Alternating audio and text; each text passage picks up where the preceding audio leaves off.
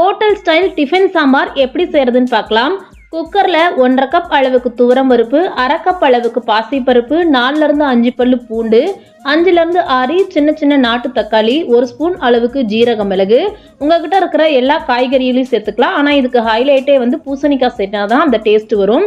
எல்லாத்தையும் சேர்த்துட்டு கொஞ்சமாக மஞ்சத்தூள் போட்டுட்டு அதில் சாம்பார் பொடியும் போட்டுட்டு எவ்வளவு உப்பு தேவையோ அவ்வளவுக்கு போட்டுட்டு தேவையான அளவு தண்ணி சேர்த்து 2 விசில் வச்சு தனியாக எடுத்து வச்சுருங்க. இப்போ இன்னொரு பாத்திரத்தில் எண்ணெய் ஊற்றி அதில் கடுகு, ஜீரக மிளகு, கொஞ்சமாக வடகம், 4-5 வரமிளகா, கொஞ்சமாக கருவேப்பிலை, கொத்தமல்லி சேர்த்துட்டு ஒரே ஒரு பெரிய வெங்காயம், கொஞ்சம் சின்ன வெங்காயம், முழுசாக ஒரு 4-5 வெங்காயம் எல்லாத்தையும் சேர்த்து அதையும் வணக்கிட்டு இப்போ எடுத்து வச்சுருந்த பருப்பை நல்லா கடைஞ்சி உள்ளே சேர்த்துக்கோங்க. தேவையான அளவுக்கு தண்ணி சேர்த்துக்கோங்க. உப்பு சேர்த்து நல்லா கொதிக்க வச்சு இறக்குனீங்கன்னா சூப்பரான டிஃபன் சாம்பார் ரெடி ஆயிரும்.